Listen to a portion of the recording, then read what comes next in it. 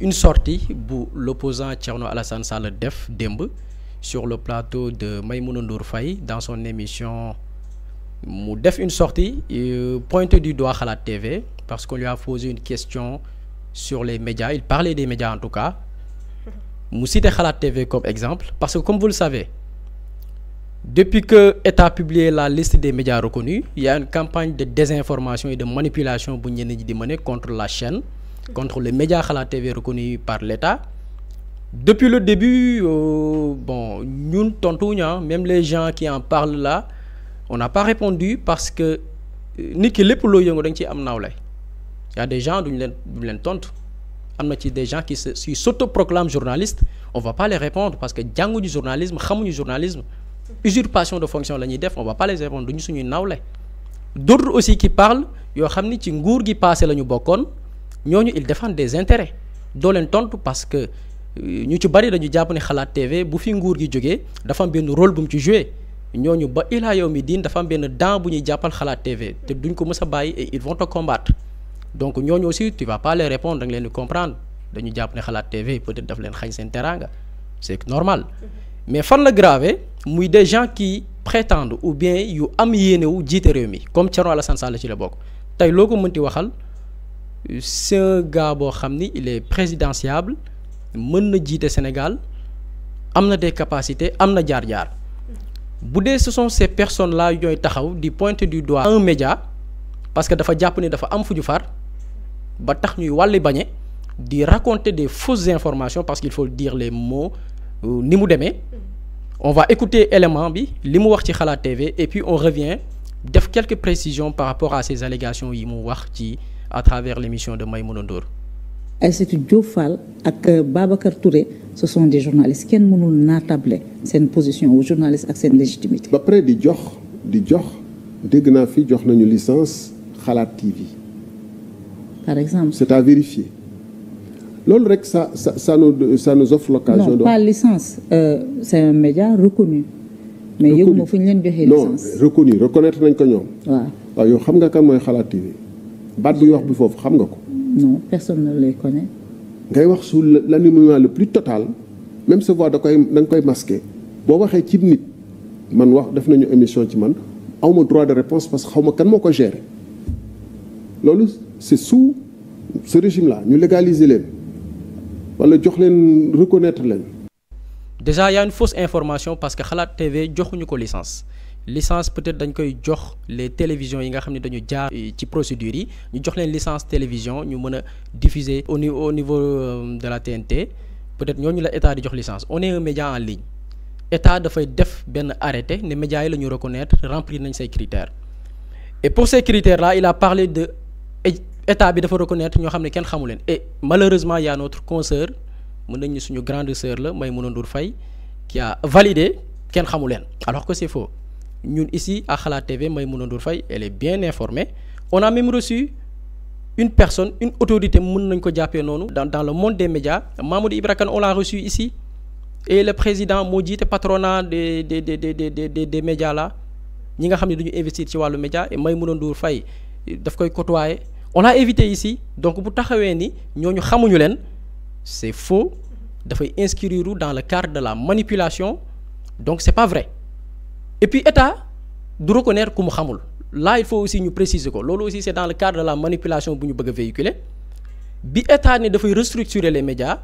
dañ ne média bu nekk da ngay constituer wu en entreprise wala mu am entreprise bu la édité Xalaat TV est édité actuellement par le groupe Africa Media Link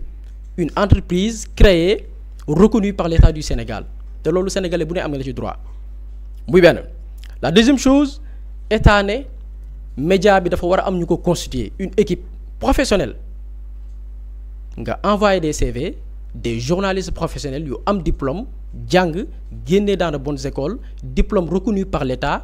et puis ñu am expérience état daf naan ce directeur de publication dafa am 10 ans d'expérience on en a parlé hier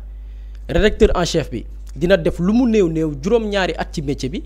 nous on a eu plus c'est-à-dire Xalaat TV li ko état laaj lépp dañoo joxe plus. Directeur de publication plus de 10 ans d'expérience la am suñu rédacteur en chef 7 ans d'expérience la ñu wax suñu rédacteur en chef a plus de 10 ans d'expérience dans le métier lépp lu ñu état di laaj dañu joxe plus état ñëwaat ne non du ci am da ngeen war a am 3 journalistes au minimum ñun Xalaat TV am nañu lu ëpp 3 journalistes dans la rédaction il y a plus de 3 journalistes critères yi ñu laaj média en ligne yi ñun on a plus li gars yi demandé ça c'est une chose mu am un site web boo xam ni dañ koy renouveler avec du bon contenu régulièrement ku dem suñu site Xalaat TV comparé ko ak d'autres sites bon du ñu tooñ kenn mais di nga remarquer en toute objectivité que dafa démarqué wu par rapport à ce qu'on a l'habitude de voir il y a des contenus originaux on fait pas du copier-coller on fait des articles on fait des contributions on fait des reportages genre journalistique boo xam ne c'est rare dans le secteur on fait ce genre de production au niveau du site ministère ou bien la commission bi gérée daf lay demander média bi aussi mu am siège Xalaat TV am na siège état xam na fu ñu nekk ñi ñuy invité fii yëpp dañ lay jox suñu adresse nga ñëw ñu invité la dalal la ñu waxtaan ci réew mi ak li jëmale réew mi kanam am des contacts suñu page Facebook ku ñu bëgg a jot di ñu fa jot donc c'est des gens qu'on connaît ku toog ne média la boo xam ne reconnaître leen te kenn xam ne loolu du dëgg contre-vérité la c'est un média reconnu avec une bonne rédaction yoo xam ne chaque jour vous voyez nos têtes on est là donc taxaw ci télé devant les Sénégalais ne nguuru président Diomaye wala le premier ministre Ousmane Sonko ñoo xam ni sax procédure boobu concerné wu leen c'est le ministère de la communication moo doon gérer ce processus là et même le ministère de la communication ci biir commission bi xàmmee médias yi di leen reconnaître ministère de la communication minorité la fa amul pouvoir de décision ne média bii la ñuy nangu wala média bi duñ ko nangu non non dafa am ministère de la communication am des organisations de la presse kuréel média bi nga xam ne mooy délivrer carte de presse muy benn y a aussi correct bi nga xam ne mooy réguler médias yi on peut dire entre guillemets mooy caytu ndax ni ñuy doxalee information ñuy fournir dafa conformer au code de la presse ñooñu ñoo constituer commission bi ministère du travail ñëw pour xool média bi journalistes yi mu jël ñi ko constituer ndax respecté nañoo li nga xam ne nii charte réew mi moom la ñu teg ci wàllu liggéey ñooñu di surveiller d'autres institutions ñëw comme des divisions ou bien des directions yi nga xam ne police la ñu bokk donc ministère bi ñu wax ni moo reconnaître Xalaat TV ba ñu reconnaître ñeneen ñi amul pouvoir de décision sur les médias dañ naan lii la ñu soxla média bi ñëw remplir ko commission bi toog caytu xool ñan ak ñan ñoo ko remplir journalistes yi nga déposé ñu dem xool seen i parcours xool seen i diplôme ndax diplôme yi ñu déclaré am nañ ko ndax expérience yi ñu wax ni am nañ ko ñu dem vers ces médias là parce que y a la commission bi délivrer les cartes de presse bu mën a def ces vérifications là ndax diplôme bi journaliste bi nga wax reconnaître nañ ko ñoom ils vont vérifier et d'autres organes donc processus boobu yëpp la Xalaat poursuivre maintenant s'il y a des médias parce que ñoom ci seen émission tudd nañ des médias ne pourquoi reconnaître uñ diw di reconnaître diw ñooñu bu dee dañu teg des critères jéemuñu koo remplir c'est leur problème ñun vraiment lu ñu waaye wax tooñu média bu ñu ne lii mooy critères yi wutal ay journalistes professionnels constitué wul en entreprise nombre d'expérience yi ñu leen laaj pour directeur de publication bi rédacteur en chef bi nii la rempliroo ko ñu rejeté la nga bëgg ko xëpp Xalaat TV xam ne dafa remplir toutes les conditions mais c'est de la mauvaise foi et c'est dommage kenn di ko mëne bu ñu xoolee profilam c'est un gars présidentiable qui prétend à diriger ce pays et pourquoi ça nous a interpellé et pourquoi il fallait faire une réponse parce que moom dafay woote wu république des valeurs qui parle de république des valeurs du rek jikko mais ni ñuy doxalee société bi mu am un régime bu ñëw ne anarchie dañ ko bëgg a jëlee ci réew mi lu waaye neex def nit di nekk di exercer dans l'illégalité parce que Xalaat TV ku xool chaîne bi ni mu doon fonctionner à travers ses prises de position mais kenn xamu ko du média bu ñu reconnaître si le gouvernement vient ne anarchie boobu am ci dëkk bi di exercer kenn du la xam parce que même y a le ministre de la communication avant ñuy reconnaître ces médias mu ne da ngay gis sax ku créer chaîne YouTube ne day joxe information te kenn reconnaître ko peut-être ñun Xalaat TV mën nañ ci gis suñu bopp ne ok comme que anarchie bëgguñ ko ci réew mi di exercer ci jalgati yoon dans l'anarchie nekk clandestin mais mieux vaut nga dem ñu reconnaître la mais loolu pour man en tant que politicien buy prétendre jiite réew mi da nga war a approuver loolu da nga war a tàccu parce que ñi ngi dans une démarche jëlee fi anarchie lu waay neex def ñu jëlee ko ci réew mi et pourquoi Thierno Alassane Sall est paradoxal dans son discours nee na yoonal lay woote en tant que politicien mais nañu dégluwaat beneen extrait buy wane ni yoonal boobu muy prôné di ko véhiculer à travers son discours c'est diamétralement opposé par rapport ak sa démarche li mu gëm. On va écouter l'autre extrait après on revient. di bañ a reconnaître ci ay faux prétextes ñoo xam ne nee nañu dañu gis nga boo demee këru ministre de communication peut-être daa fa fekk benn jànq buy liggéey boo xam ne defalu ko contrat peut-être chauffeur bu koy dawalal moom defalu ko contrat gis nga réew mi bu ñu doon topp nii li texte yi wax. di ko appliquer nañ leen éliminer. di ko appliquer normalement mais ñoom ñi appliquer texte yi ñoo war a njëkk a seetaat seen bopp donc attends. fii également comme vous le constatez Thierno Alassane Sall dafay pointer du doigt benn ci mesures yu ministère bi tegoon pour que médias yi bu leen di régulariser ñu présenter des journalistes avec des contrats parce que président de la République Bassirou Diomaye Faye jotoon na fi dalal convention des jeunes reporters journalistes yi nekk ci médias yi doon ay tout tànk comme suñu génération yi point bi nga xam ne jeunes journalistes yi gën nañ ko fësal gën nañ ko dëgtal président bi pour mu wut ci ay saafara mooy conditions yi journalistes yi ni leen di traiter dans les médias surtout les jeunes journalistes kenn considéré wu leen du ñu am salaire yu baax du ñu leen jox ñu lekk du ñu leen jox ñu naan bu ñuy dem sur le terrain du ñu leen jox transport dañuy liggéey ba sonn du ñu am dara plaidoyer boobu noonu la ñu teniroon devant le président de la République bi ñu restructurer les médias ñu ne kon média bu ñuy reconnaître da ngay présenter des journalistes avec des contrats parce que objectif bi aussi mooy journalistes yi ñu traiter leen dans les meilleures conditions au sein des rédactions journalistes yi ñu jox ko gëddam et pour cela moo tax ñu insérer ministère du travail dans la commission bi war a reconnaître les médias Thierno Alassane Sall un candidat un présidentiable comme j'ai l'habitude de le dire ki nga xam ne nee na république des valeurs mooy par thème il incarne jubal jubbanti même su fekkee ni c'est le régime en place ñoo koy incarner nee na loolu du yoon nee na le fait que ñuy demander contrat du travail pour liggéeykat yi pëcc xoo boobu noonu nañ ko bàyyi noonu parce que fépp la am maanaam lu bon li mi ngi fi mais état bi waru ci jël benn mesure ndax lu bon la yàgg na fi am li ñuy faral di wax naan lu bon même bu ko ñëpp doon def teewul mu baax tey en tant que politicien état ñëw ne dans les rédactions dañuy xool conditions yi liggéeykat yi nekkee ñu tegagum benn jéego commencé ko ci médias yi yow en tant que politicien bu objectif bu dëggu da nga war a encourager cette démarche nekk dans la proposition ne ok pour les médias c'est bon mais nañ ko yaatal ci yeneen domaine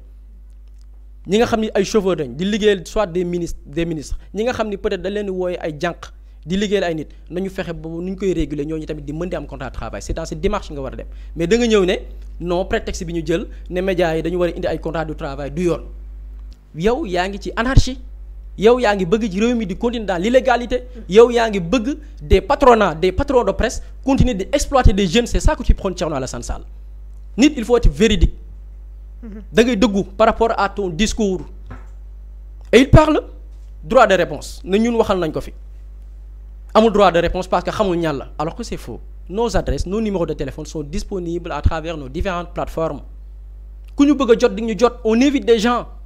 et y a la dame malheureusement notre consoeur Maïmouna Ndour Faye qui approuve alors qu'elle sait que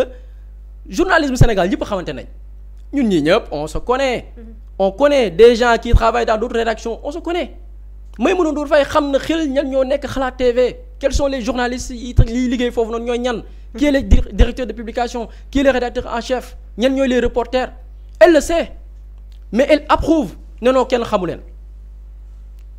mu wax droit de réponse ñun droit de réponse ci suñu ADN la bokk la preuve dernier exemple bi dernier acte bi ñu ci mujjee posé on avait invité un professeur ici bu tenir un discours wax ba dugg ci les ressources naturelles mais y a l'amicale des géologues et ingénieurs du Sénégal yu ne ñoom ànduñ ci loolu def un communiqué génne ba pointer du doigt médias yi ñan la ñuy invité dañ leen a woo téléphone amicale boobu ne leen on a vu votre communiqué invité na nit àndoo leen ci on vous invite yéen aussi ngeen ñëw joxe votre version des faits ñu ñëw apporter ces réponses jàmm na ñooy sax ñun on incarne déontologie journalistique c'est nous qui l'incarnons pour ne pas être arrogant ou bien rëy-rëylu mais dafa bokk ci suñu ADN parce que journalistes ñoo composé cette rédaction ci des écoles la ñu génnee dugguñu ci journalisme bi par infraction quoi tooguñ toog xamuñu nu ñuy def ñu dugg ci journalisme dañu dem jàngi journalisme xam maîtriser les textes xam lu code de la presse wax xam luy déontologie xam éthique donc boo ñëwee ne amoo droit de réponse c'est parce que defoo les démarches nous on fait des analyses et peut-être dernière intervention yi ñu defoon peut-être il fait allusion à ça mais Thierno Alassane Sall du boobu rek lañ ko mës a waxal avant cette émission man dem naa xool chaîne Xalaat TV les vidéos yi ñu mës a wax ci Thierno Alassane Sall mais pourtant première vidéo bi Xalaat TV mës a def ci Thierno Alassane Sall dañ ko doon dooleel sax chaîne bi da ko doon dooleel parce que dafa génne woon benn livre tuddee ko protocole de l'Élysée di wane mbuxum yi am ci gouvernement Macky Sall ay nit commencé koo attaqué ne dafay def li nga xam ni mooy di génne ay secret d'État Xalaat TV avait fait une vidéo ne Thierno Alassane Sall li mu def nekkul trahir li nga xam ne mooy secret d'État def ay mbuxum trahir sa askan signer des contrats boo xamante ne nii dafay lor sa askan nit génn fësal ko loolu du trahir secret d'État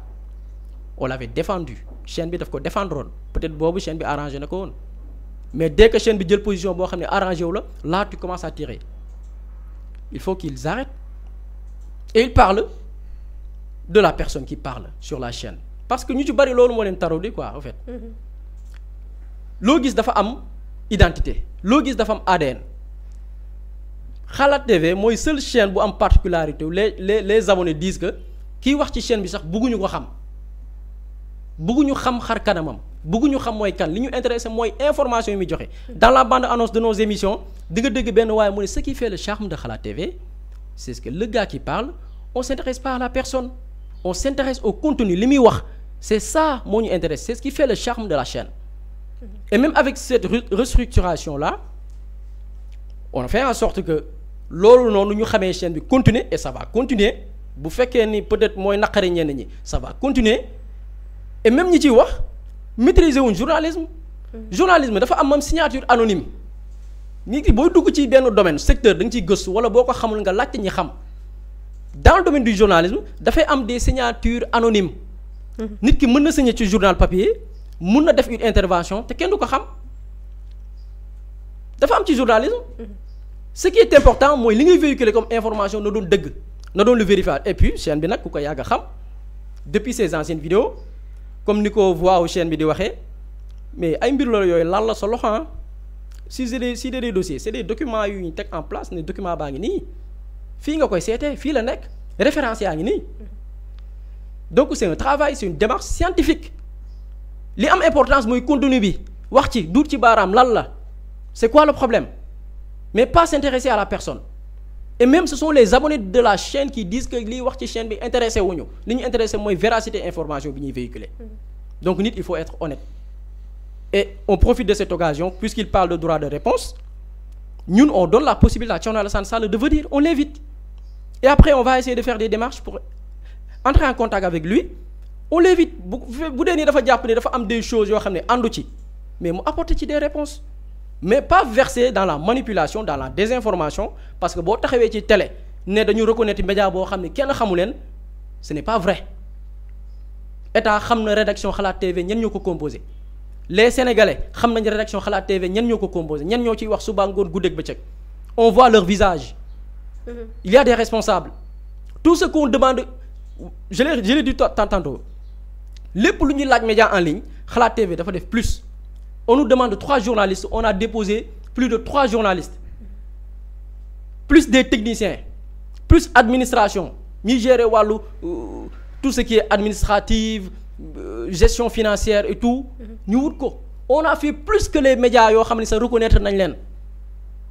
ku bëgg dañu reconnaître da ngay jaar yoon bi Xalaat TV jaar wut say journalistes yi jàng am des diplômes respecter li code du travail wax respecter li code de la presse wax jàmm na ñooy mais doo ñëw respecter woo yoon defoo lu yoon tëral pare nga jël sa naqar gépp bëgg ko sippe ay nit